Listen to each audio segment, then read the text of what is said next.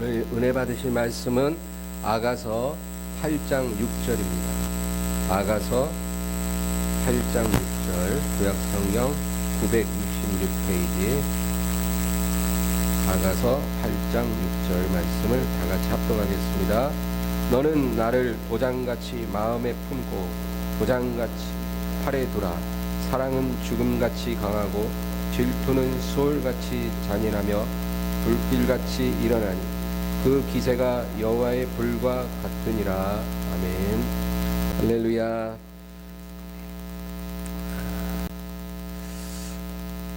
며칠 전에 제가 집에서 곰국을 끓였어요. 곰국이 냉장고에 있는데 이제 그거를 이제 가스레인지에다가 끓였는데 그걸 이제 한참 시간이 걸릴 줄 알았어요. 냄비에 한 3분의 1 정도 이제 국을 담고 이제 끓이고 나서 제 딴 일을 하고 있는데 갑자기 주방에서 난리가 났어요. 연기 자욱하고 막 부글부글 막 다 넘쳐갖고 저는 곰국이 다른 국하고 다르다는 걸 그때 알았어요. 곰국 끓여보셔야 합니다. 냄비 3분의 1밖에 없었는데 순식간에 끓어가지고 다 막 넘쳐나고 화산이 폭발하는 거죠. 제가 그걸 보면서 뭘 깨달았냐면 처음에 끓기 시작할 때 얼른 불을 끄면은 아무 문제가 없는데 일단 한번 끓어 넘칠 때는 불을 꺼도 소용이 없어요. 거품이 막 넘쳐나고 걷잡을 수 없이 컨트롤이 안 돼요. 여러분, 그래서 우리가 타이밍이 중요하다 그런 말 하잖아요. 하나님 섬기는 것도 마찬가지입니다. 타이밍이 중요해요. 그래서 오늘 저는 하나님의 중요한 두 가지 성품을 여러분과 나누려고 합니다. 하나님의 성품을 알아야 돼요. 근데 첫째는 질투하시는 하나님. 질투하시는 하나님. 이 하나님 모르면 우리가 안 돼요. 어떤 사람이 질문합니다. 하나님 왜 우리한테 이렇게 분노하십니까? 성경에 보면 날마다 분노하시는 하나님이라 그런 말씀이 있거든요. 날마다 분노하신대요. 무서워라. 하나님 분노하시고 질투하시고 분노하시고. 그래서 사람들이 그래요. 아니, 하나님이 우리한테 분노하면 어떡합니까? 그거는 마치 어른이 유치원생한테 화내는 거 마찬가지 아닙니까? 유치원생이 뭐 좀 실수도 하고 진짜 자기 앞가림도 제대로 못하는 그런 아이인데 어른이 그 유치원생 아이 뭐 좀 잘못하면 화내고 야단치고 그러면 어떡합니까? 자비로운 마음으로 받아줘야지. 하나님이 우리한테 분노하시는 것도 그런 거 아닙니까? 근데 여러분, 출애굽기 34장 14절에 뭐라 그러냐면 너는 다른 신에게 절하지 말라. 여호와는 질투라 이름하는 질투의 하나님이다. 우리가 다른 신을 향하면 하나님 질투하신다. 근데 뭐라 그러냐면 하나님의 이름이 질투래. 여호와는 질투라 이름하는 질투의 하나님. 그러니까 하나님의 또 다른 이름이 질투. 얼마나 질투가 심하신지 하나님 이름이 질투라는 거예요. 하나님 스스로가 자신을 그렇게 나타내시고 나의 또 다른 이름은 질투다. 나는 질투하는 하나님이다. 그러므로 다른 신에게 절하지 마라. 신명기 4장 24절에는 내 하나님 여호와는 소멸하는 불이시요 질투하시는 하나님이시오. 여러분, 성경에 질투하는 하나님 몇 번 나오는지 한번 찾아보세요. 너무너무 많이 나와요. 내 하나님은 소멸하는 불이요 질투하시는 하나님입니다. 소멸하는 불이라는 것은 하나님 한 번 질투가 타오르면 다 태워버린다는 거예요. 하나님은 오래 참으시기도 하지만 한 번 끌어오르면 그때는 이제 걷잡을 수 없어요. 네, 여러분, 하나님이 폭발하기 전에 얼른 그 불을 끄시기를 주의 이름으로 축원합니다.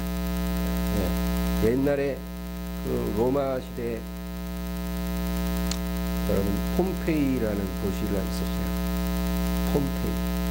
그 도시에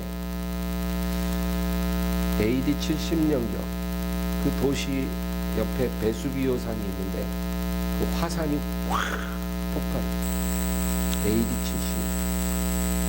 그래갖고 그 폼페이시가요, 지금으로 말하면 뭐 라스베가스 같은 도시, 미국의 라스베가스 같은 그런 도시예요. 로마 제국에서 휴양과 환락의 유명한 그런 도시. 그래서 뭔가 이렇게 쾌락을 원하는 사람들은 폼페이로 갑니다. 그 거대한 도시가 순식간에 화산재에 묻혀서 사라져버렸습니다. 그런데 그 화산이 폭발하기 전에 연기가 쭉 올라올 거 아니에요. 그때 피했으면 살았죠. 그러나 그때 그냥 아무 생각 없이 있다가 한번 폭발하니까 피할 겨를도 없이 화산재에 다 묻혀버렸어요. 하나님이 한번 폭발하면 그렇게 돼요. 연기가 올라올 때 빨리 그 불을 꺼야 돼요. 한번 폭발하면 그때는 우리가 걷잡을 수 없어요. 모든 걸 다 태워버려요. 하나님이 소멸하는 불, 질투의 하나님. 우리가 다른 것을 바라볼 때 우리 하나님이 우리를 질투하세요. 근데 처음에는 뭐 그냥 계속 기다리세요. 질투가요 점점 끌어오르는 시간이 있어요. 그때 빨리 하나님의 마음을 위로해드려요. 그러나 아무 생각 없이 시간이 흐르면 폭발하는 그때는 다 태운다. 하나님을 떠난 이스라엘을 하나님이 심판하실 때 뭐라고 말씀하시면 돌 하나도 돌 위에 남지 않아요. 그 예루살렘에 성전이 있잖아요. 근데 그 성전이 더럽혀졌어요. 장사꾼들이 그냥 성전을 다 차지해버렸어요. 네? 성전은 예배하는 곳이고 기도하는 곳이고 거룩한 곳인데 그런 사람은 별로 없고 장사꾼들이 그 성전을 다 차지해서 이익을 취하고 있는 거예요. 여러분, 우리가 얼마 전에 뭐 LH에서 직원들이 투기하고 요즘 뉴스에 그런 거 나오면 막 화나잖아요. 아, 자기들만 갖고 있는 정보로 그런 일을 하면 안 되잖아요. 국민들이 다 분노하고.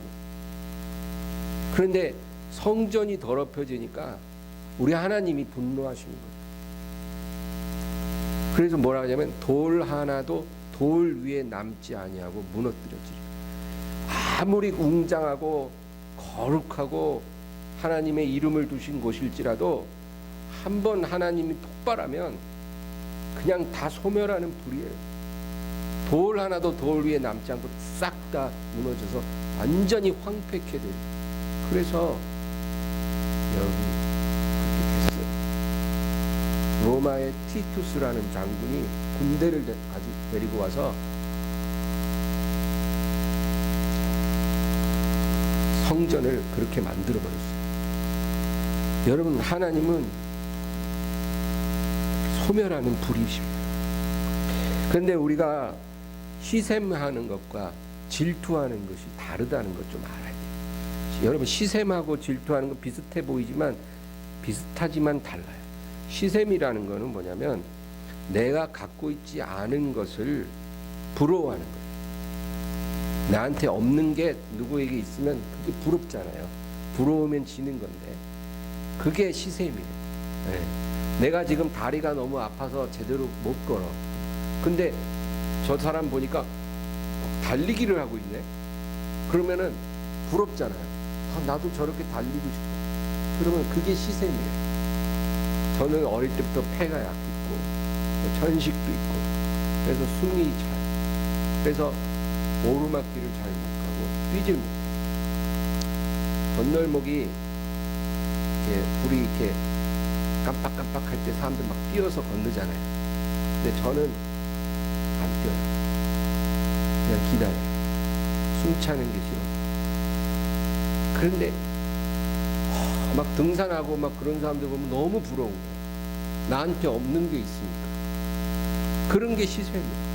나는 허름한 집에 사는데 어떤 사람이 정말 좋은 집에 살면 부럽고, 그렇죠?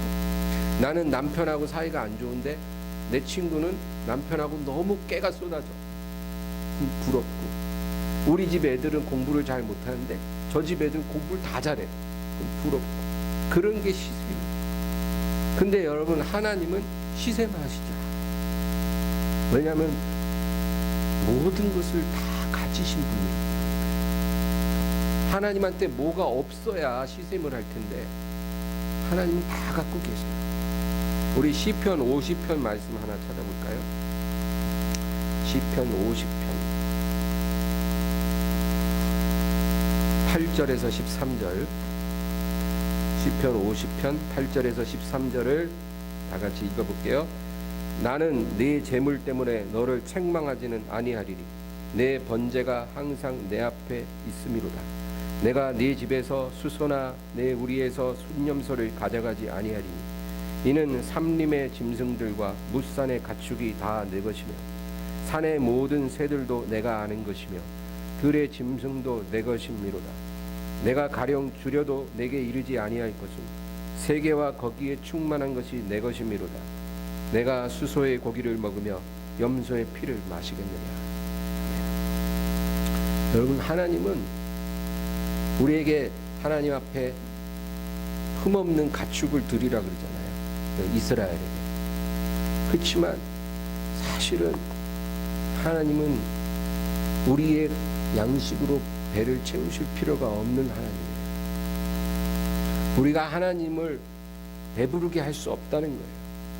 하나님이 우리의 돈이 필요하신 분도 아니고 우리가 하나님을 위해 어떤 집을 지어드릴 필요도 없는 거예요. 그래서 다윗에게 하나님이 그랬잖아요. 네가 나를 위해 집을 짓겠느냐.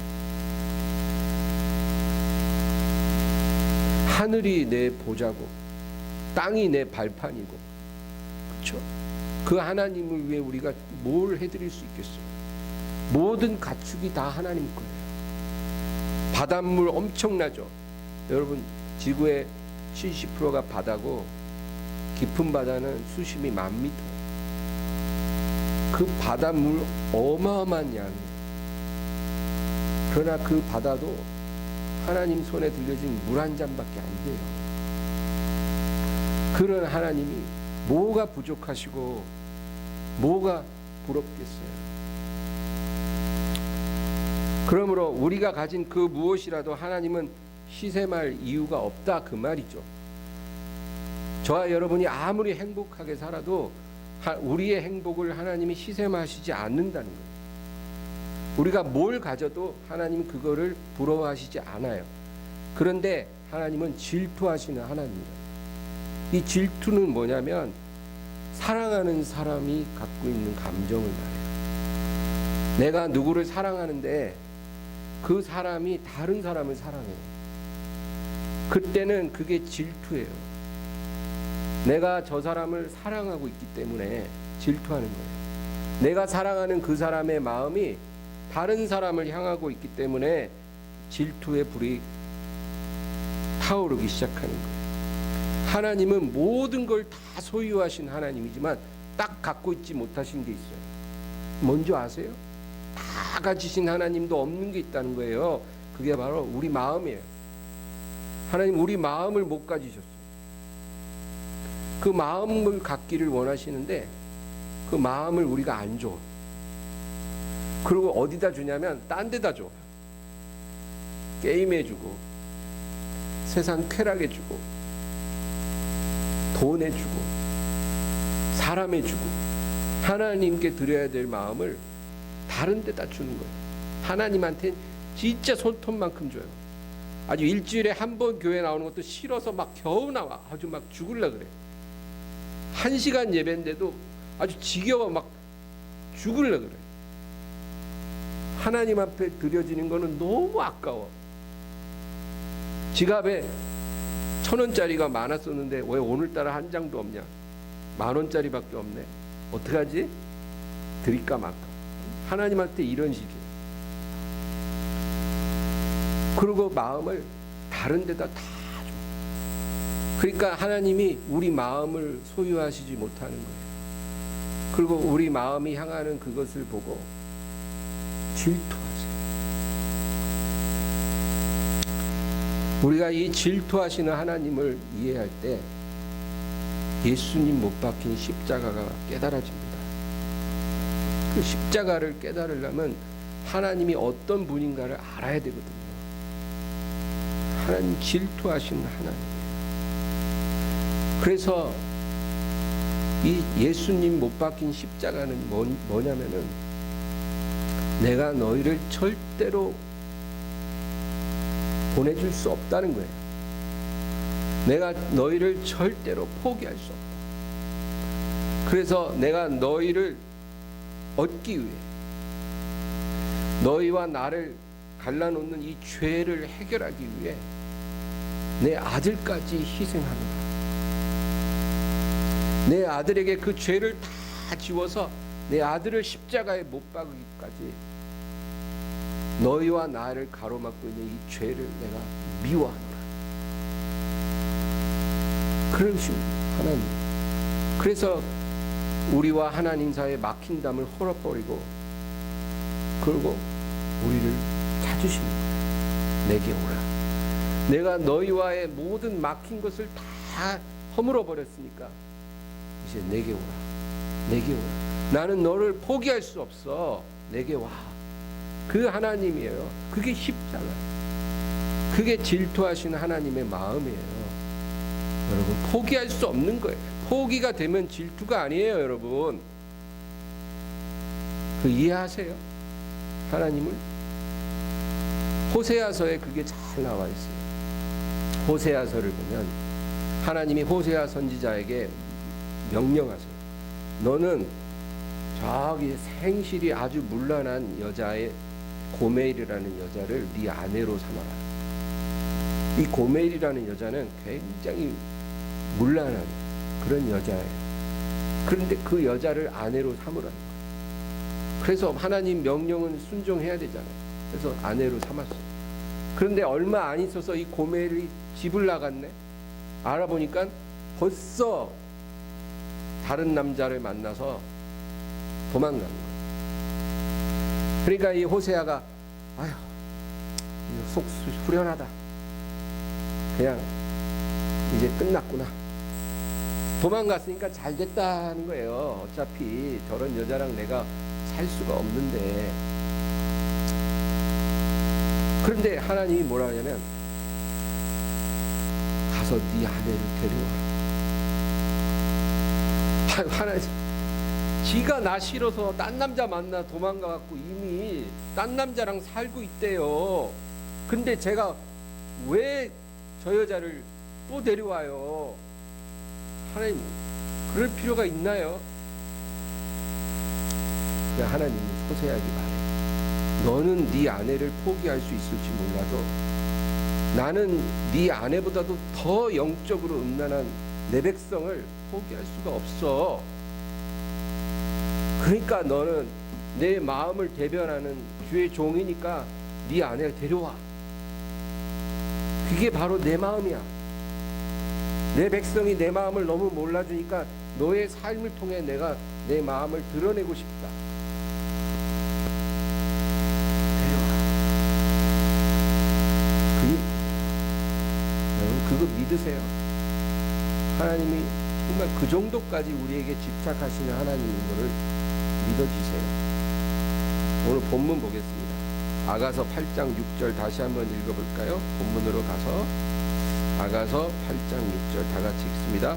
너는 나를 보장같이 마음에 품고 보장같이 팔에 두라. 사랑은 죽음같이 강하고 질투는 수월같이 잔인하며 불길같이 일어나니 그 기세가 여호와의 불과 같으니라.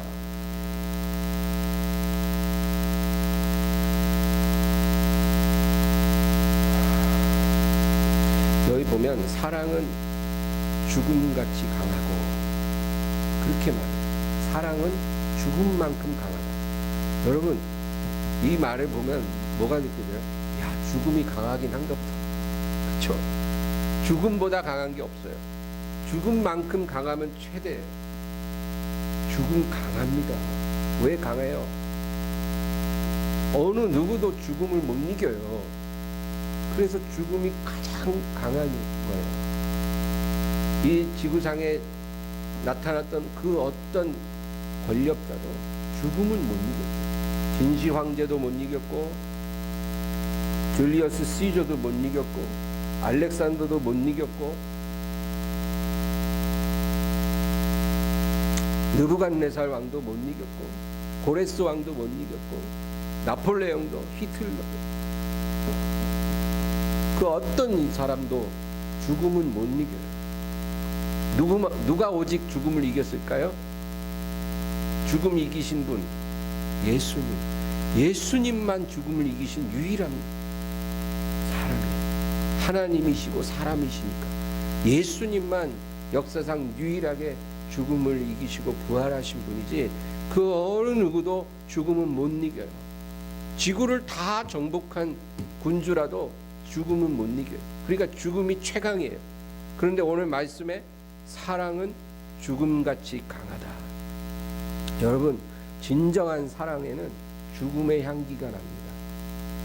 왜냐하면 목숨을 걸기 때문에 죽음의 향기가 나는 거예요. 진짜 사랑하면 목숨 걸어요. 아기를 안고 있는 엄마 있죠.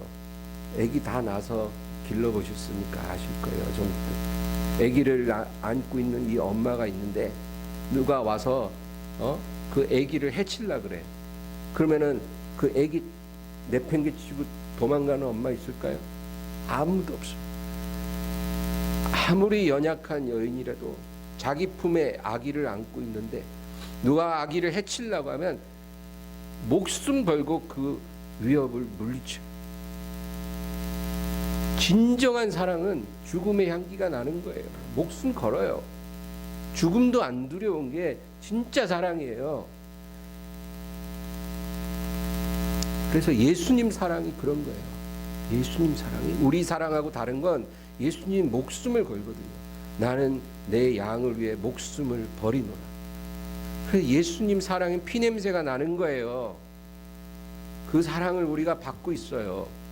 우리는 예수님께 거기에 100분의 1도 돌려드리지 못하지만 예수님 저와 여러분을 사랑하는 그 사랑은 피냄새가 진하게 나요. 그게 사랑이에요. 그래서 오늘 말씀이 그 얘기예요. 사랑은 진정한 사랑은 죽음같이 강하고 그 다음 뭐라래요? 질투는 수월같이 잔인하며 불길같이 일어나니 그 기세가 여호와의 불과 같으니라. 수월이라는 말은 지옥을 말해요. 지옥. 그러니까 질투는 지옥같이 잔인하며 불길같이 일어나니 그 기세가 하나님의 불과 같다. 지옥불이 얼마나 잔인해요. 여러분 지옥불 안 들어가 봤죠? 저도 안 들어가 봤어요. 안 가고 싶어요. 거기. 왜냐하면 거기는 뜨거 온도 좀 낮춰주세요 이런다고 낮춰주는 곳이 아니에요. 아무리 우리가 괴로워 소리를 질러도 절대 온도를 낮춰주지 않고 더 높여요. 그러니까 지옥인 잔인한 곳이에요. 근데 질투의 불이 바로 이 지옥불처럼 잔인하고 모든 것을 태워오는 소멸하는 하나님의 불과 같다. 그 얘기죠. 그러니까 여러분 이것이 하나님의 마음이에요. 하나님 마음이 이래요. 우리를 사랑하실 때는 그냥 사랑하는 게 아니라 피냄새 나는 사랑을 하시고 우리가 다른 걸 사랑하면 우리를 향해 타오르는 그 질투의 불이 지옥불처럼 타올라요. 다 태워버려요. 그래서 여러분 아브라함을 보세요. 아브라함이 100세의 아들을 낳았어요. 진짜 축복의 열매죠. 기적이에요. 그런데 문제는 다 거기까진 좋았는데 100세의 아들을 낳았더니 이 아브라함이 밤낮 아들 생각만 하는 거야. 그냥 그 아들 바라보면서 하루가 다가. 아들 생각밖에 안 해. 어떻게 하면 저 아들을 위해서 내가 무엇을 할까? 내 재산을 어떻게 해야 다 물려줄까? 어떻게 하면 이 아이를 잘 키워서 좋은 학교에 보낼까? 다 밤낮 그 아들 생각만 하는 거예요. 그러니까 이 하나님이 우리에게 축복을 잘 안 주시는 이유가 뭐냐면, 축복을 주면 하나님보다 그 축복을 더 사랑해요. 여러분한테 100억 주면 예배도 안 나와. 100억 쓰기 바빠갖고 빨리빨리 써야지 나이도 들어가는데, 크루즈 여행도 가고 지구 일주도 한번 하고 그 돈 쓰기 바빠갖고 예배도 안 나온다니까. 그래갖고 하나님이 축복을 못 주는 거예요. 축복이 아까워서 못 주는 게 아니라, 축복을 하면 축복을 하나님보다 더 사랑해. 그래서 하나님 질투의 불이 막 타올라서 나중에 그 주셨던 축복까지 다 태워버려요, 하나님이. 그래서 아예 안 주는 거예요. 그렇게 될 거 뻔하니까. 그래서 달라고 하면 잘 안 주시고 자꾸 뭐 예배 드려라, 기도해라, 말씀 봐라, 이딴 소리 하시는 거예요, 하나님. 그게 더 필요하거든, 우리에게. 그래서 아브라함도 그렇게 됐어요. 100세 아들 주시니까 밤낮 아들만 사랑하고 하나님 생각 안 해. 하나님 질투의 불이 타올라요. 그래서 어떻게 했어요? 네가 나보다 더 사랑하는 네 아들을 불에 태워버려라. 하나님 그런 분이에요. 그 정도로 우리를 질투하세요. 이 불이 타오르기 전에 끄시기를 주의 이름으로 축원합니다. 그래서 아브라함이 순종하고 아들 딱 잡으려 하니까 하나님 됐다 그러는 거예요. 네 행동 보니 불 다 꺼졌다. 이제 다시는 네 아들을 나보다 더 앞에 두지 말아라. 내가 너에게 무엇을 아끼겠니? 그러나 항상 하나님을 제일 첫 번째에 두는 사람이 되거라. 그렇게 말씀하신 거죠. 호세아 2장 6절 7절을 제가 한번 읽어드릴게요. 호세아 2장 6절 7절입니다. 그러므로 내가 가시로 그 길을 막으며 담을 쌓아 그로 그 길을 찾지 못하게 하리니 그가 그 사랑하는 자를 따라갈지라도 미치지 못하며 그들을 찾을지라도 만나지 못할 것이라. 그제야 그가 이르기를 내가 본 남편에게로 돌아가리니 그때 내 형편이 지금보다 나았음이라 하리라. 하나님이 하나님을 떠난 이스라엘을 어떻게 다루시냐면, 가시로 길을 막고 담을 쌓아 길을 못 찾게 하리라. 그래서 네가 네 사랑하는 자를 따라갈지라도 만나지 못할 것이고 그때서야 너는 내가 본 남편에게 돌아가리니 그때 내 형편이 지금보다는 나았을 것이다. 그렇게 말할 것이다. 여러분, 하나님이요, 우리가 하나님을 못 떠나게 이렇게 막으신다는 거예요. 길을 막고 담을 쌓아서 길을 못 찾게 하는 거예요. 우리 길을 왜 하나님이 막으시는 줄 아세요? 하나님 내 길 막지 마세요. 그래도 막 하나님이 탁 막아버리는 이유가 뭔지 아세요? 우리를 질투하시기 때문에 그래요.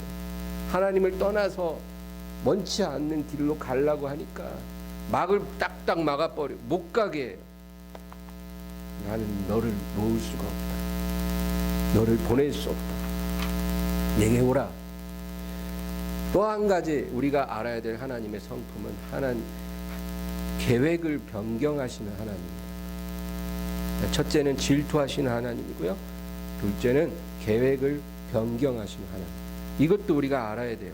예레미야 18장을 보면 하나님이 예레미야에게 너는 토기장이의 집으로 내려가라. 내가 거기서 너에게 말을 주리라. 그래서 선지자가 토기장의 집에 딱 가서 보니까 토기장이가 이제 진흙을 빚어서 그릇을 만들고 있는 거예요. 근데 만들다가 뭔가 마음에 안 들면 확 또 뭉개버리고 또 진흙으로 그릇을 쫙 만들고 그러고 있는 거예요. 그런데 하나님이 이제 예레미야에게 말씀을 하시기 시작해요. 여러분 예레미야 18장 한번 찾아볼까요? 5절에서 10절 우리 다 같이 읽겠습니다. 그때 여호와의 말씀이 내게 임하니라. 이르시되 여호와의 말씀이니라. 이스라엘 족속아, 이 토기장이가 하는 것 같이 내가 능히 너희에게 행하지 못하겠느냐. 이스라엘 족속아, 진흙이 토기장이의 손에 있음 같이 너희가 내 손에 있느니라. 내가 어느 민족이나 국가를 뽑거나 부수거나 멸하려 할 때 만일 내가 말한 그 민족이 그의 악에서 돌이키면 내가 그에게 내리기로 생각하였던 재앙에 대하여 뜻을 돌이키겠고, 내가 어느 민족이나 국가를 건설하거나 심으려 할 때 만일 그들이 나 보기에 악한 것을 행하여 내 목소리를 청종하지 아니하면 내가 그에게 유익하게 하리라고 한 복에 대하여 뜻을 돌이키리라. 아멘. 너무 중요한 말씀이에요.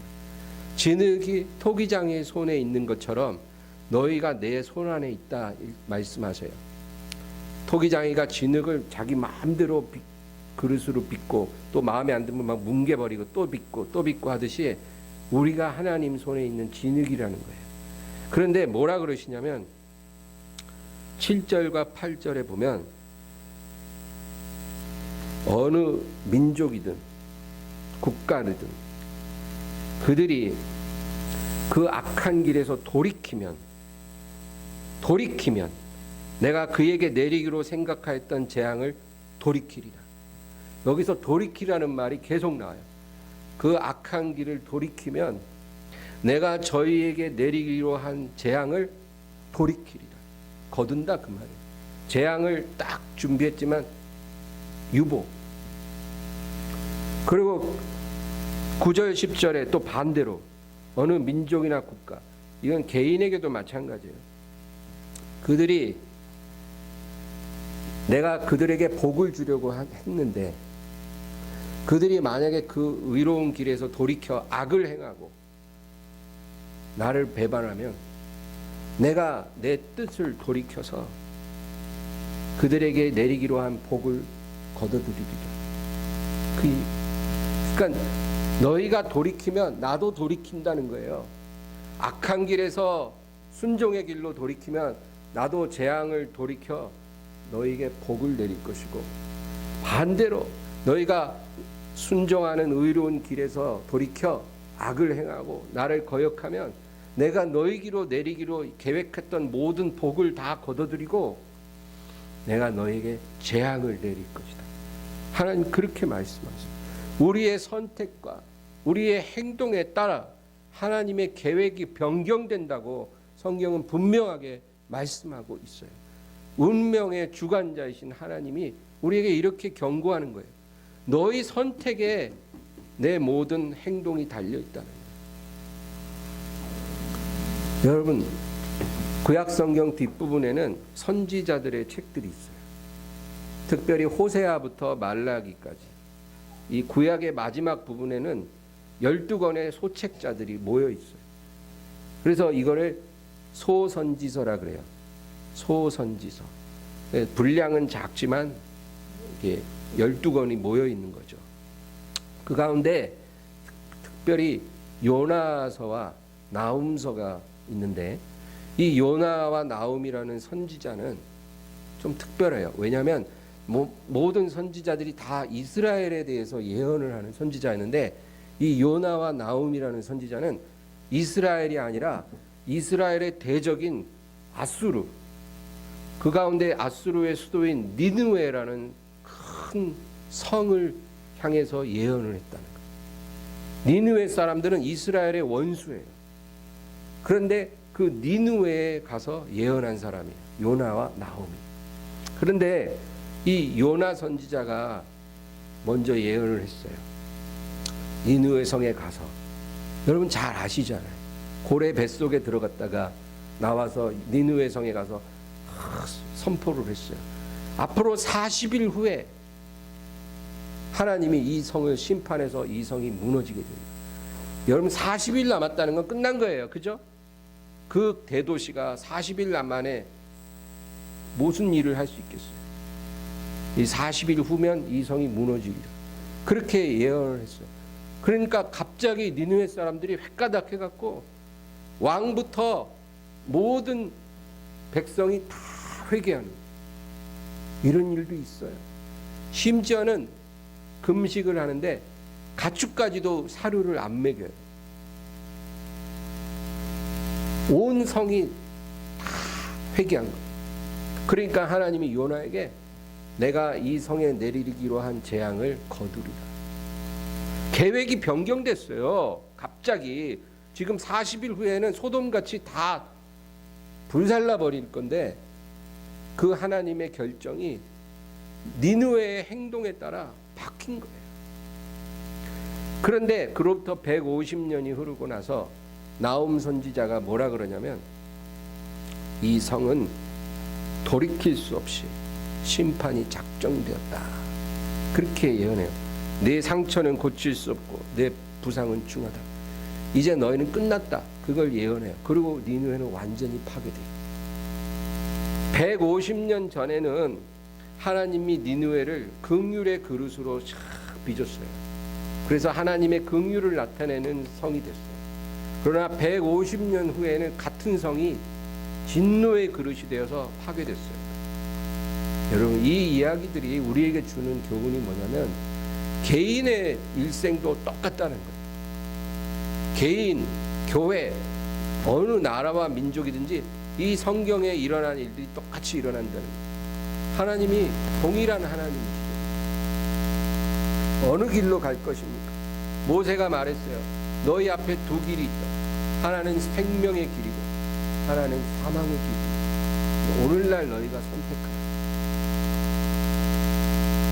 두 길을 하나님이 주시고 선택하라는 거죠. 복을 받기로 되어 있었는데 그 복을 놓치고 재앙을 거두는 사람이 될 것입니까? 아니면 원래는 재앙을 받게 되어 있었는데 하나님의 그 질투의 불을 느끼고 길을 돌이켜서 재앙이 아니라 하나님의 놀라운 축복을 받게 되는 그런 사람이 될 것입니까? 이게 나의 선택에 달려있다 그 말이에요. 제가 베드로전서 4장 7절 한 절 읽고 마치겠습니다. 제가 읽을게요. 만물의 마지막이 가까웠으니 그러므로 너희는 정신을 차리고 근신하여 기도하라. 만물의 마지막이 가까웠다 그 말은 이제 하나님의 기다려주시는 시간이 끝나가는 것을 의미합니다. 하나님이 오래 참지만 영원히는 안 참아요. 마치 화산이 이제 폭발하기 직전이 되었다 그 말이에요. 이제 거의 시간이 되었다. 하나님의 진노가 끌어넘치기 직전이라는 거예요. 그러므로 너희는 정신을 차려 근신하고 기도하라. 정신 차리라 그 말은 죄의 잠에서 깨어나라 그 말이에요. 죄를 범하면서도 아무 느낌 없이 살아가는 그런 삶을 이제는 그만해라는 거예요. 그 잠에서 깨어나. 그게 정신 차리라는 거예요. 근신하라는 말은 너의 주변을 정리하라는 거예요. 주변에 어떤 거를 세상에 속한 허탄한 것들 정리하라는 거예요. 과감하게 하나님 기뻐하지 않는 것들 정리하고 마음을 새롭게 하고 그리고 마지막으로 기도하라고 말씀하세요. 하나님께 영광 돌리라는 거예요. 어디 있든지 하나님께 기도하라. 하나님을 생각하고 하나님 바라보고 하나님 의지하고 하나님 기뻐하고 하나님 사랑하고 하나님께 기도하라는 거예요. 하나님이 너를 보고 질투하지 말게 하라는 거예요. 너를 볼 때 하나님이 기쁨을 느껴야지 질투하게 하는 그런 사람이 되지 마. 하나님 사랑을 벗어날 수 없다라는 거예요, 우리가. 그러니까 여러분 결정하세요. 그냥 자꾸 하나님 속썩여서 우리를 보실 때마다 막 질투의 불이 부글부글 타오르는 그런 사람이 되지 말고 온전히 마음을 하나님께 드리세요. 나를 인해서는 더 이상 질투하시지 않게 해드릴게요. 너무 사랑하는데 그 사랑하는 것을 못 가지면 그게 질투한다 그랬잖아요. 이제까지 하나님 나를 보고 질투하셨는데 이제 앞으로는 제가 하나님 저 때문에 질투하지 않게 해드릴게요. 저를 보고 흐뭇하고 기뻐하실 수 있도록 제가 그렇게 살아갈게요. 여러분, 그와 같은 은혜가 임하기를 주의 이름으로 축원합니다. 오늘 말씀을 생각하면서 우리 주여 세 번 부르고 기도합니다. 주여, 주여, 주여.